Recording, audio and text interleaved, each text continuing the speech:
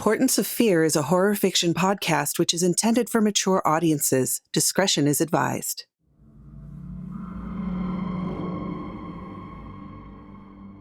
Welcome, Fearlings, to another weird and horrifying tale made just for you.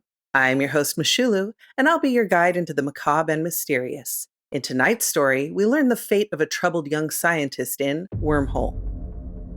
Before we get started, take a moment to like, subscribe, and ring that notification bell so you don't miss a single terrifying story. Dr. Yolanda Chavez entered the final calculations into the wormhole gun. Her lungs drew in a deep breath. This was it. She squeezed the trigger. Swirling light and strange sounds emanated from the barrel, ripping a passageway through space-time a few feet away. She smiled. Finally, success. There, in her tiny lab, was a small, stable wormhole. The other side had opened in a Kansas field, just as she had planned. 10 years of isolation, ridicule, and being called insane by her peers were worth it for this moment. The wormhole was 5 meters in diameter. Its interior was only 16 meters long. This meant near-instant travel over thousands of miles had been achieved. The walls of the tunnel resembled a densely packed nervous system of strange, thick purple threads. A cool breeze carrying the pungent aroma of the American Midwest wafted into the lab. Yolanda stepped into the tunnel, penetrating an invisible energy membrane. The interior disoriented her mind. Every atom went out of phase with time. The thunderous vibration in the wormhole caused her organs to quake. She felt ill. Yolanda closed her eyes to focus. The wormhole's effect muted as she grew accustomed to her new environment. She slowly went forward. Long strands of multidimensional energy began stretching out from the walls, creating a spider web behind her.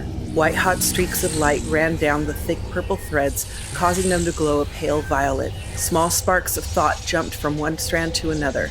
This webbing became the new home for an interdimensional being. It commenced thinking in 3 dimensions instead of 5. Creating a wormhole wasn't easy, but Yolanda was brilliant. She was also a mess. Growing up smarter than everyone, she was always isolated by those who envied her intelligence. Expected to do great things, the pressure to achieve drove a teenage Yolanda to drink heavily. She lashed out even at those trying to help her. Then, inspiration came. She published a paper theorizing that a wormhole could be created on Earth. The scientific community mocked her, saying the paper read more like science fiction than actual science. They didn't get it. The math was too advanced. It read like nonsense to them. Yolanda tried every university in the U.S. None would greenlight the project. She went to the Pentagon, where crazy ideas were greenlit all the time, but they also said no. In a last-ditch effort, she went to the UK, but it was all for naught. Word of her theories had spread through academia and beyond. The project was too radical, too dangerous, too expensive, just a pipe dream. It also didn't help that she was a slow-moving train wreck no one wanted to work with. Deflated, she went back to teaching and drank even more. Yolanda reached the Kansas side of the wormhole. Stepping out, she immediately transformed into a gelatinous substance, splattering onto the ground. She became a puddle of thick human soup. Thoughts swam in the goo. Was she dead? Yolanda tried to take a large breath, which caused her new form to bubble. Suddenly, a cow walked up, sniffing her. Its hot breath caused her surface to ripple. It was the oddest feeling. "What are you?" the cow asked. Its bovine thoughts mingled with her own, creating a strange language they both understood. "I'm human? Like the farmer?" "I think not," the cow replied. "I don't know what I am then. I just know I'm scared," Yolanda admitted. "Try being a cow." It walked away. For hours she lay there, slowly reconstituting herself. 43 hours later, she was whole again. The wormhole stayed open, but the portal had shrunk 2 meters. The thought of transforming into a puddle on the other side again horrified her, but she didn't have a choice. She would just grab a flight home, but she was naked, with no ID. All her clothes, including her wallet, transformed to goo as well. Without consciousness, it was impossible for them to reform like she had. Peering into the wormhole, Yolanda noticed the web of glowing energy blocking the way home. The wormhole started to collapse, and without a thought, Yolanda dove in, trying to get home before it closed completely. The webbing broke free, sticking to her skin. The walls closed in. Every atom vibrated again. She was completely disoriented. Only her hand reached out into the lab. She was trapped in the 5th dimension. Her hand liquefied, falling off right as the wormhole closed on her. Yolanda was now, in the most abstract way, only thought. Pure thought needs a pathway. The dense web the wormhole cut through had become the highway of her mind. Keeping her thoughts together proved difficult. Yolanda's mind had broken into individual thoughts. Some thoughts veered off on side threads. Over time, her mind completely separated, and Yolanda, as she had been in the third dimension, was no more. Distance meant nothing. Time meant nothing. Pure thought cascaded in all directions. There was no way to know if she had traveled for eons or mere seconds, but somehow her mind came back together. It was not her doing. She had no control. Through gut-wrenching pain, she was reborn into the third dimension. She found herself on the floor of her lab, naked and rebuilt, but how? She wondered. The wormhole was gone. She crawled to her bed and passed out. Yolanda's mind hadn't been put together properly. While dreaming, she walked in a valley of glassy black rock under a crimson sky. Something was with her, some sort of presence living in the corner of her eye. Never fully in sight, the shadow unseen. It chittered in her skull. She woke screaming. Frost had been surprised to get a phone call from Yolanda. It had been years, many of them bitter, since they last spoke. When her name came up on caller ID, he hesitated, not sure if he wanted to reopen the door she so firmly slammed. But there he was, sitting at a table outside a downtown cafe, hoping this wasn't a huge mistake. "Hi, Frost. Thanks for coming to meet me," Yolanda said meekly. She stood a few feet away in a long trench coat, sunglasses, and a floppy hat. "Yolanda? Why are you dressed like a discount spy?" Frost asked. She sat across from him. Her face was emotionless. "We'll get to that. How are you?" "I'm all right. I will say that I was shocked to see your name pop up on my phone after all this time. After you left me, I thought I'd never see you again," Frost said. I need your help. I know it's not cool to ask after what I did, but I do. Can you help me, or should I leave?" "Depends if you're still drinking or not," Frost replied coldly. "I stopped drinking 7 days ago. I won't be drinking again, okay?" Yolanda promised. "I've heard that before," he replied. "Frost, this isn't a joke. You either hear me out or don't. Stop with the judgmental BS," she snapped. "You're right. I'm sorry. But so we're clear, 7 days dry does not mean I trust you. Now tell me, what is so bad that you would contact me of all people?" "I opened a wormhole at my lab a week ago." "Oh God, not this again." Frost stood up. Yolanda stood as well, then pulled up her sleeve to reveal a patch of scaly blue skin. "I'm telling the truth. I opened a wormhole and went through. Please, Frost, sit down, please." He sat down, speechless. She covered her arm again. "A week ago, I was finally ready to show the world it could be done. I went from my lab here to a cow pasture in Kansas, and in doing so, I was changed. I became a puddle of goo. After I reformed, I tried to return home, but the wormhole collapsed on me. I was transformed again, this time into pure thought. It's the best way I can describe it. Slowly, each piece of my being left, and I was gone. Somehow, I woke up in my lab. I felt like something had joined with me. Then yesterday, I noticed that patches of my skin were changing. I think I'm changing yet again." "That sounds impossible. What do you want me to do? You're the best biologist in the field. I want you to take me to your lab and run every test you can." "What about the hospital?" "No, I can't. I don't want to be a lab rat, so to speak. I trust you. Please, can you just run some tests?" "Yeah, of course. You said something followed you?" he asked. "I guess more like hitched a ride. It's living in the corner of my eye, or at least I think it is. There is a presence. It could be a hallucination. My wife Heather is a neuroscientist. She may be able to help." "You got married. Congratulations." She smiled to hide her disappointment. There was a twinge of regret, guilt, and longing for Frost that she hadn't counted on. It was selfish, but she never wanted him to move on. "Yeah. Anyway, if you'd be okay with it, I can have her meet us at my lab." He was unsure about introducing them, but Heather could help. Plus, it was better that she knew he was assisting Yolanda. "I'll take all the help I can get." Looking around, Yolanda noted that Frost's lab was well funded.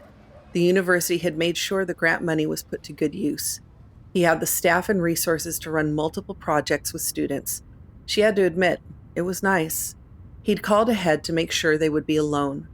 The phone call with his wife, Heather, was awkward, but she arrived not long after they did. Heather seemed friendly and ready to dive in, but Yolanda still fought jealousy. She wanted to hate this woman. Her mind needed something to think about besides the ever-growing interdimensional being present inside her head. "Can you please take off your clothes so we can see what's happening?" Heather asked. "Yeah, sure." Yolanda took off her glasses, wig, and clothing. Both Frost and Heather gasped. Yolanda had patches of blue scales all over her body. Her head was bald with deep blue ridges running from the top of her forehead to the back of her skull. Her left eye had turned completely black. Stunned, Heather couldn't hide her concern. "I think we need to quarantine this lab, her lab, and ourselves until we figure this out," Heather said. Frost nodded in agreement. "You're right. This is much more serious than I had thought. We're going to need more specialists and medical doctors, Yolanda. We can't do this on our own." "Guys, no, we can. I don't want to be some kind of lab rat," Yolanda protested. "We have no way of knowing what this is or if it's contagious. It would be unethical for us not to call the CDC," Frost said. "The CDC can take us anywhere they want, and their doctors would be in control, not us," Yolanda argued. "I understand your concerns, but we have to take the public's health into consideration," Heather said. She turned to Frost. "How long can you keep this lab empty?" "I don't know. Students have projects, I have classes, but those all take a backseat to quarantine. I'll need to call the dean after we call the CDC. "I'm sorry, Yolanda. It's the right thing to do all around," Frost responded. "No, I'm not going to be a prisoner of the CDC." She started to put her clothes back on. "We're only trying to help. Protocols are in place for a reason. You could be contagious, and we have no idea what this is. It's in everyone's best interest, yours included," Heather said gently. Yolanda hastily put her clothes on and started for the door. "No, this was a mistake. I knew I couldn't trust you, Frost. Stay away from me," Yolanda snapped. Frost moved to block her from leaving. "You're being unreasonable." "You have to stay, Yolanda, please," Frost said. He raised his hands to stop her. She rushed forward and shoved him out of the way. Frost tried to catch his balance but hit the floor instead. Heather ran to help Frost up. By the time he got to his feet, Yolanda was gone. "We can't let her go. We have to call this in," Heather said. Frost nodded. Pulling out his phone, he dialed 911. Making it back to her lab, Yolanda grabbed supplies. This included the wormhole gun. She worried that the police would pick her up any second, so she didn't hang around. "Should have known something like this would happen. I'm not letting anyone pull us apart," she thought. It was at that moment she knew her own personality was losing ground to the alien consciousness. She headed south out of the city. The car flew down the highway. Late afternoon traffic was light, luckily. Her palms slicked the steering wheel. She would have given anything for a drink in that moment. She caught a glimpse of her inhuman face in the mirror. It was taking over. It chittered incessantly, creating a constant buzz in her ear. She opened the windows and turned on the radio, all in an attempt to drown it out. Nothing was working. "What the hell was I thinking?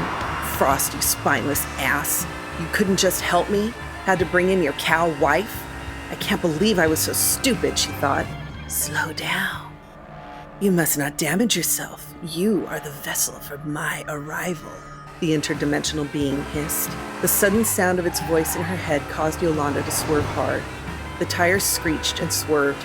Horns trumpeted as she careened off the road, slamming into the ditch. The airbag did its job, thankfully. Yolanda was dazed. The world spun. "Get out of this machine. Escape. I must survive," the being commanded. Without warning, the being's personality took control.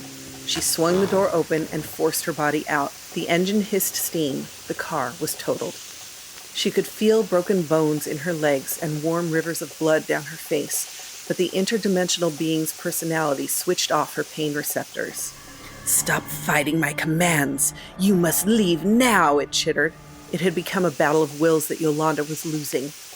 Still dazed, she couldn't fight. Cars pulled over. People were yelling for her to sit back down as they approached. She grabbed her bag from the back seat and ran into the woods. Frost listened to the ring on the other end of the phone. All she had to do was pick up and maybe he could help her. He hit end on his cell. "She's not picking up." "Damn it," Frost said. "You didn't do anything wrong. She's not thinking straight. God knows what she has. Did you see the face the cop gave when you used the word wormhole?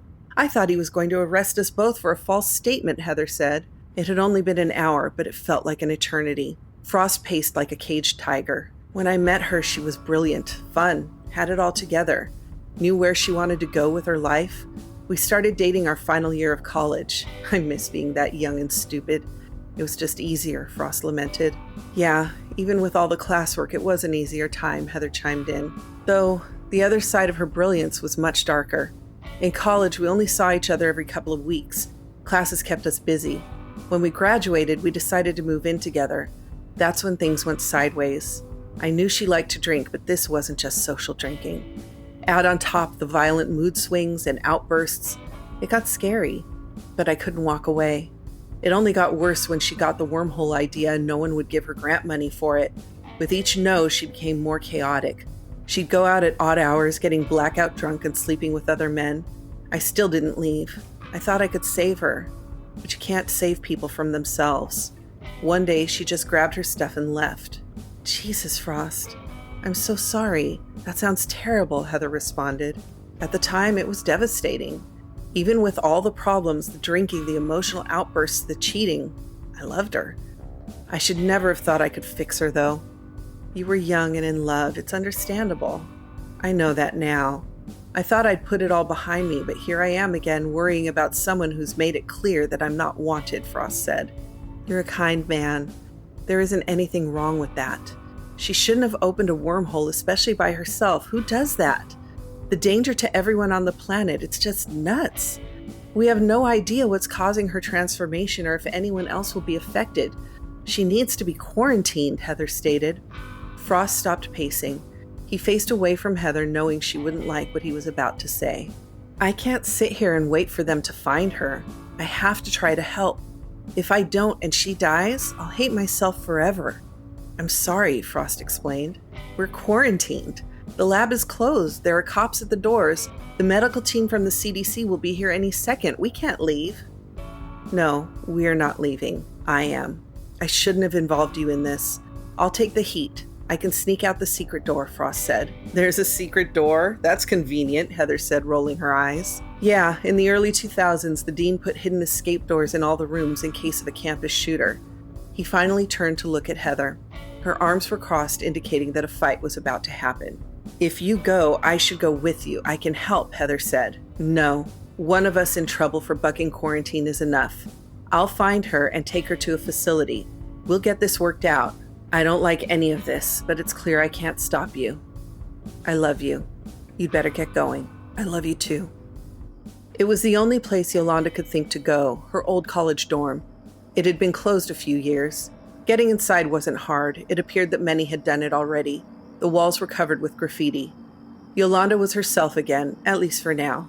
The thing in the corner of her eye wanted control. Large, scaly blue patches covered her skin. Her left eye was bulbous and black. Her spine grew outwards. She was mutating into a new life form, one she knew wasn't meant to live in this reality. Yolanda, Frost said. Standing at the door, all the blood had drained from his face. He was stunned at her transformation. She was looking out the window. Her laptop sat on an old crate running the wormhole program. The wormhole gun sat next to it. She didn't turn to look at him. Stay back. It's telling me to embrace you. I can't hold on much longer. I think you and Heather were right. It wants to infect you too. I'm going to be dead soon, Frost. Erased by my own hubris to prove to the world I was right. We can get you help. This can be fixed. No, we can't. You know we can't. How did you find me? You're smart. You're not going to stay at your lab, but you would go to someplace you felt safe. I remembered you felt safe here, so I took a chance, Frost replied. You always knew me better than I knew myself. I'm sorry for all I've done and for all this, Frost. You've always been there, and I've always punished you for it, she said. You're an ass from time to time, but I would have stayed by your side no matter what. I know.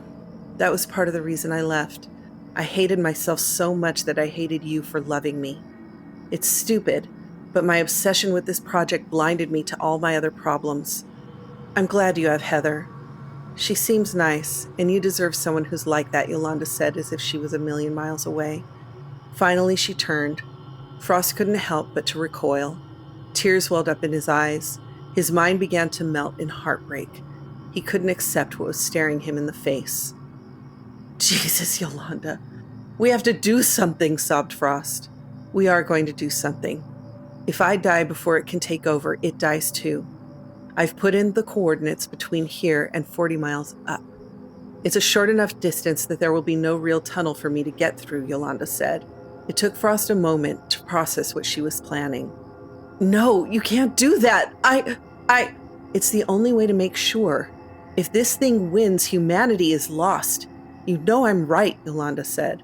Frost wanted to plead. He wanted to grab her and drag her out, but she was right. This was the only way. What do I have to do? Pick up the wormhole gun and fire it so that the portal opens right below me.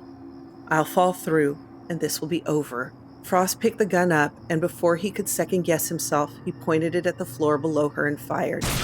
With a flash, she was gone. He fell to his knees, crying.